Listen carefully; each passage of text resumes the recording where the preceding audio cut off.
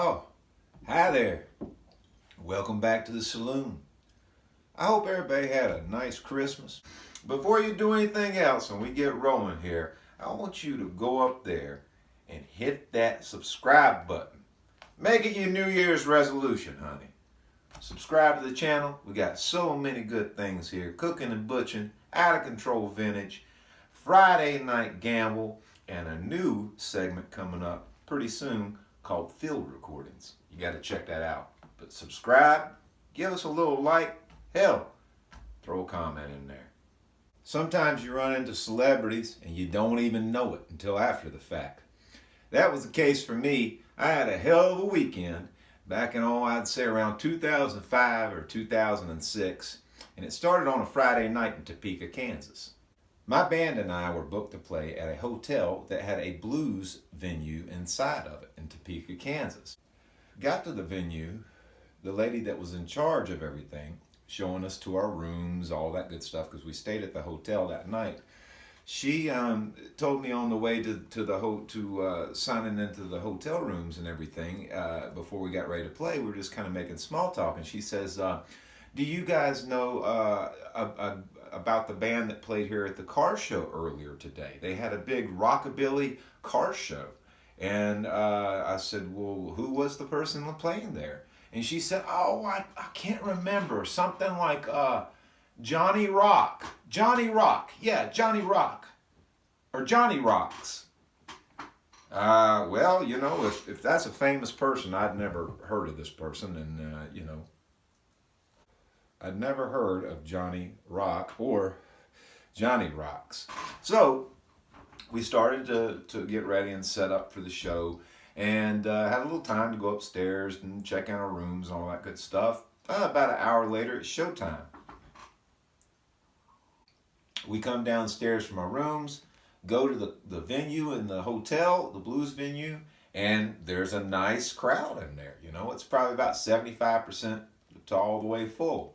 We get up there and play, I'd say, about an hour and 15-minute set. And at this time, I was playing a bunch of old blues, rockabilly, 50s rock and roll kind of stuff. I tell the folks in the audience, we're going to play one more song, and then I've got some CDs for sale. If they'd like to come up and talk to us during the break, we'd be happy to see them and see what's on their mind. Well, stepped off the bandstand, and around this time, I had a good friend of mine named Renee Aaron. He was a harmonica player in Wichita, where I was living at the time. He had a 1957 Fender Tweed Deluxe, and then he had a 1958 or 59 Fender Bassman that he was so nice to let me borrow at the time. He said, "Hey, you love these old amps so much, if you just go service them and maybe see what's wrong with them, hell, you can just borrow them indefinitely."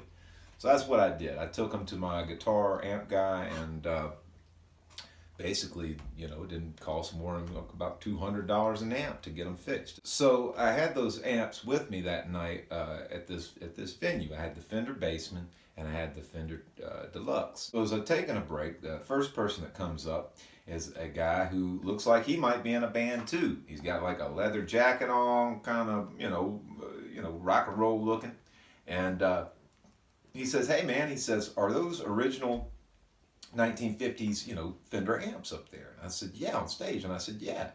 And he says, "Wow, man," he said, "Man, they sound great, man." And he's just kind of talking about it. He said, we're sitting out here watching your set and everything." He said, "You guys sound fantastic. We played earlier." He said, "We play like old kind of, rockabilly and stuff too." He said, "We played earlier here at the car show down the street."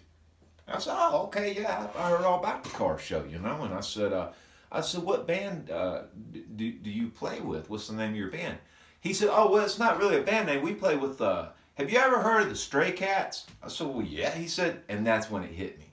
That's when it hit me. This lady kind of knew what she was talking about. He said, "I'm in Lee Rocker's band, and we played earlier down there." He was in the audience the whole set. Did you not see him? Never knew it, folks. Never knew it. But apparently Lee Rocker had a little rockabilly trio. If you don't know who Lee Rocker is, he was the stand-up bass player for the 80s rockabilly band that drove everybody wild. The Stray Cats with Brian Setzer. And it just so turned out that he had been playing earlier that day at this car show, and Johnny Rocks, the lady that our hotel guide told us about earlier, turned out to be Lee Rocker. I had no idea that he was in the audience the whole set. I was so into doing what I was doing, but apparently the whole band was there. The guitar player I was talking to was there, and Lee Rocker was there. It's just that he slipped out before I took a break. So, with that said, that was Friday night in Topeka. The next night, I played back in Wichita at this place called, what the hell was it called? Damn. I want to say it was called Club Liquid. They had this huge fish tank as you walked in the club. I mean, it was huge. It took up like the whole front of the building pretty much. We're up there playing. Barry Harris was with us. Jesse Major was playing bass. Matt Walsh and the Mad Dogs. Kyle Couch on the drums. And, you know, there weren't really many people that night in the place. It was kind of early. It was about 9 o'clock, first set. It just wasn't much of a crowd. There were only 10 people or so in the audience. And all of a sudden, the door flies open, the front of the club, and this little guy starts running around the club.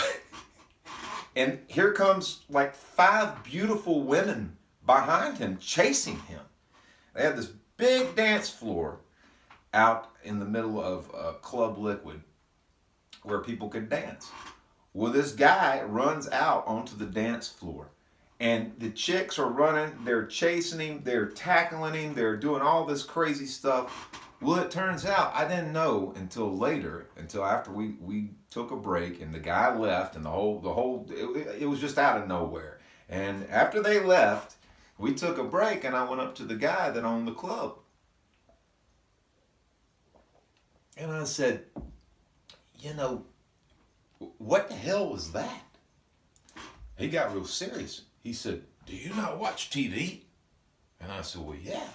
He said, you don't know who that was? No. He goes, that was Wee Man. Now, I would come to learn later on that Wee Man was a character from the show Jackass that used to come on. Johnny Knoxville, all that kind of stuff. And for some reason, he was just hanging out in Wichita that night, the next night, after, you know, Lee Rocker being in the crowd, Wee Man was in the crowd. But, you know, I knew Wee Man was there because he was out there running around and these beautiful women were tackling him and, you know, picking him up and all kinds of crazy stuff. I mean, the whole thing lasted no more than maybe 2 minutes. I mean, they were in, they did all their stuff, ran around, they were out. So it just goes to show, folks, you never know who you're going to find out here, and sometimes not even know it. That weekend, I had 2 brushes with famous people and had no idea that one of them was there and no idea who the other one was. Well, that's all I got for this episode, folks. I hope you come back for another one. Until then, if you haven't already hit that subscribe button, please do so. It'll let you know anytime I got a new Shiloh Saloon stories, the Friday Night Gamble, Out of Control Vintage, and my new show coming up, Field Recordings. New segment coming up. Oh, you can't forget cooking and butchering, of course. But that's all from me. Keep an eye out. I'll catch you on the next one.